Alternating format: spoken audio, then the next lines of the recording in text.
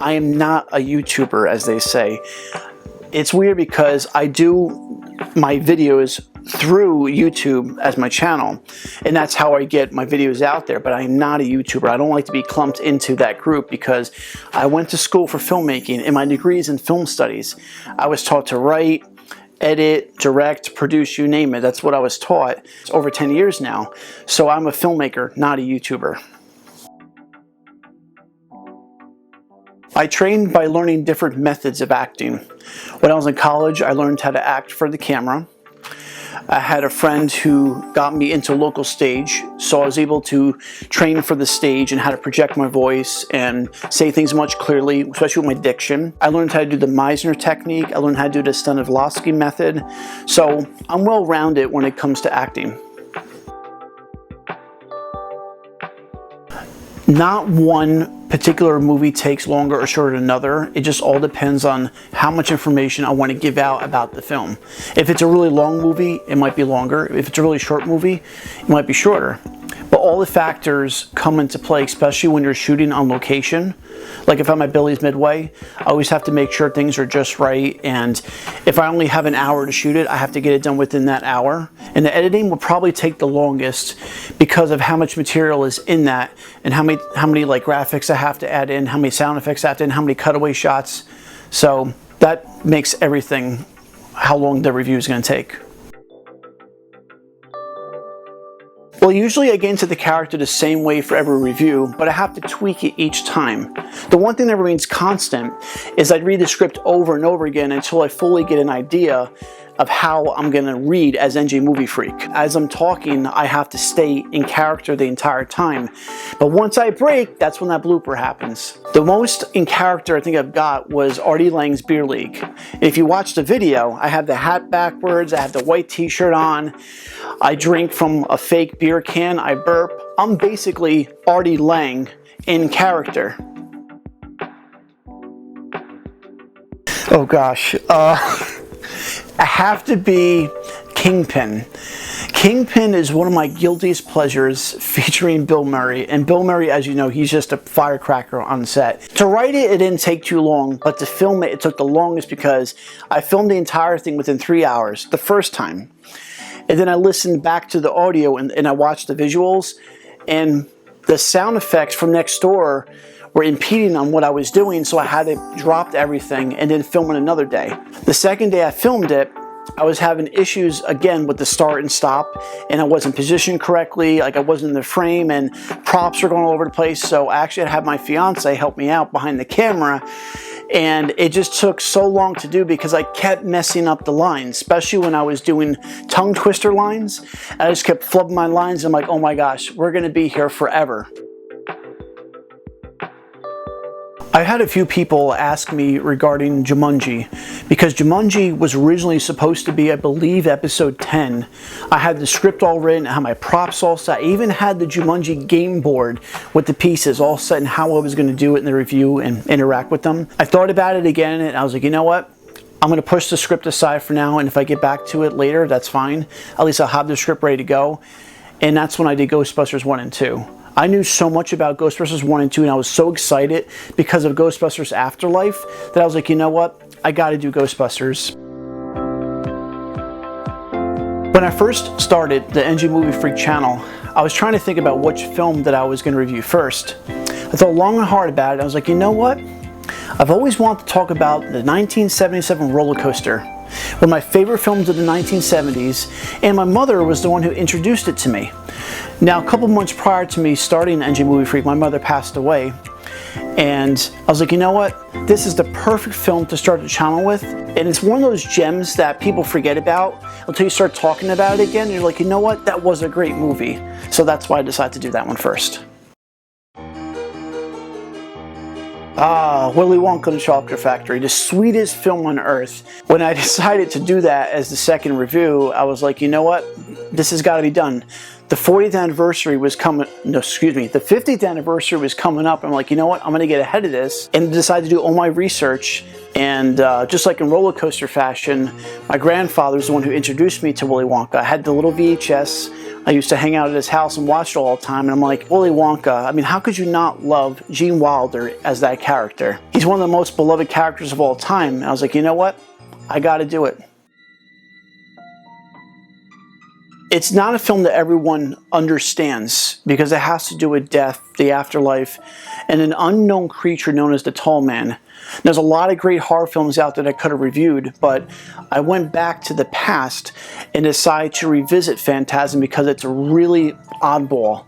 And I was like, you know what, it kind of stands out, and the film in general meant a lot to me. There's 5 of them in the series, but I decided to do number 1 because that really was the staple for the entire thing. For me, the Tall Man in the series represented this entity that was always coming after you. And that's kind of like what I thought about in 2020 with everything that was going on.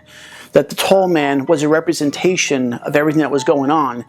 And the people in the film, you know, Jody, Mike, and Reggie, they were kind of like the people I wish that I had in my life to fight this entity and to figure out how we're going to get through this together. When it comes to comedies, you have to watch films that include Steve Martin, John Candy, and when I was coming around November for NJ Movie Freak, I was trying to figure out a way to implement a holiday movie into the series. And I was like, you know what, Thanksgiving's coming up, let's do Planes, Trains, and Automobiles. I was watching a lot of John Hughes films at the time, and I was like, you know what, I gotta do this one. And John Candy, being one of my favorite actors, I had to do it. Christmas Vacation, it's a classic. We were coming up on December, another holiday, Christmas, and I was like, I gotta pick a Christmas movie, but which one? There's so many out there that are great. You got It's a Wonderful Life, you got Christmas Story, what am I gonna pick? So I decided to ask the fans of my channel, and the most common request that I got was Christmas Vacation. I'm like, okay, I can definitely do National Lampoon. I mean, Chevy Chase is great, Beverly D'Angelo, and we all know people or have people in our family that are just like the Griswolds, so it was the perfect movie to do for Christmas. Kingpin is definitely one of those comedies that I have to watch every once in a while. I mean, it's directed by the Farrelly brothers, who also did Dumb and Dumber with Jim Carrey and Jeff Daniels. And I was like, Bill Murray's in this, Woody Harrelson's in it, you have a lot of cameos by different actors. It's a really funny movie, and the directors actually went to the Amish community in Pennsylvania. They got their permission to shoot, they had to like do it during different times, and they basically got schooled on how the Amish community lives, and if they were to go outside the Amish community, how they would react. Where do I even start with Fast Times? It's one of my favorite 80s comedies, and it's timeless. I remember going through high school, having dating issues, competing against other schools, the first jobs. Nothing has really changed over the years. The only thing that's really changed is the technology. But high schoolers still go through all those problems today.